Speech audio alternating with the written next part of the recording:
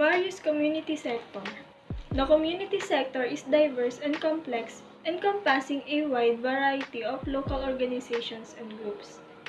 When we use the term community sector, we mean local community-owned organizations and groups that are not for-profit organizations and are owned, run by and accountable to local communities of place, interest, and identity.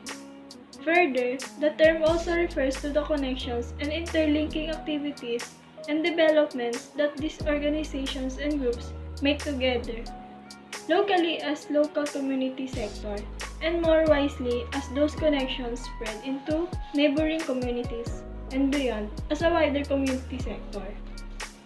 It is a part of wider third sector but can be seen as distinctive for its focus on and commitment to the local and its potential therefore to run on local democratic lines and be accountable to its community, whether that is community of place, interest, or identity.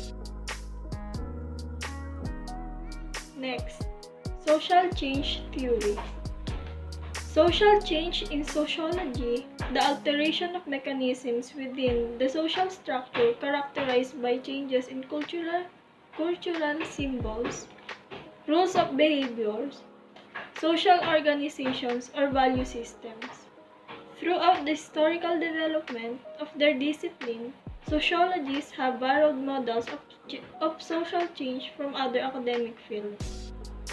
In the late 19th century, when evolution became the predominant model for understanding biological change, ideas of social change took on an evolutionary cast, and though other models have refined modern notions of social change, evolution persists as an underlying principle.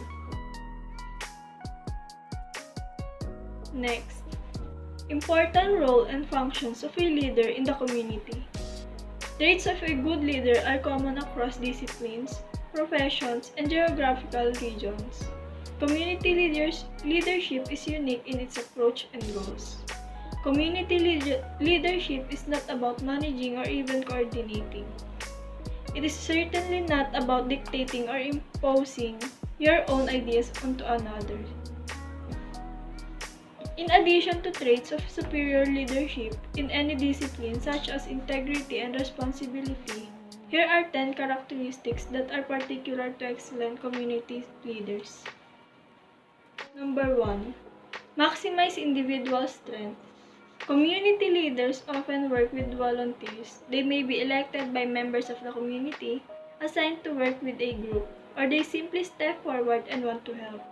In any case, community leaders rarely have the luxury of choosing who they work with. Number 2.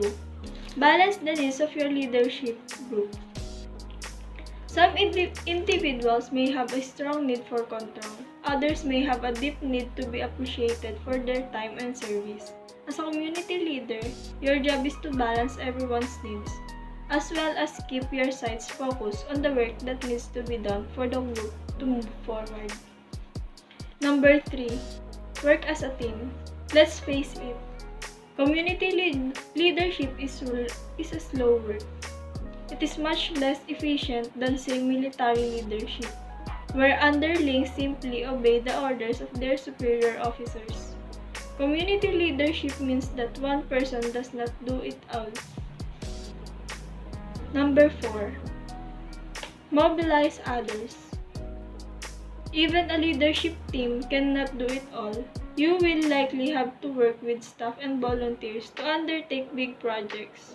Community leadership is part of education, part of inspiration, part of motivations, and part of mobilization. Number 5.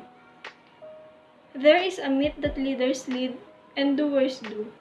But in community, leading by example is often the most effective way to get fully buy-in for projects. Don't schedule a community cleanup unless you are willing to get out there with the garbage bag yourself. Number 6. Practice stewardship. Things is about getting people to take responsibility for their physical space and surroundings. This includes natural areas, structures, and spaces. Stewardship means working together to protect, preserve, and take care of your community. This involves renewing, repairing, rebuilding, and constantly reviewing your physical community to ensure that it is healthy, strong, and well-maintained. Number 7. Be accountable to the community. Above all else, community leadership is about the people who live with you and near you. The people who form the community are the beneficiaries, but also those whom you, as a leader, are accountable. Number 8. Think forward. There is a saying in some Aboriginal communities about thinking 5 generations ahead. Being a community leader means not only thinking for today or even tomorrow, but being able to make wise decisions that will benefit the residents long after the current leadership team is gone. Number 9.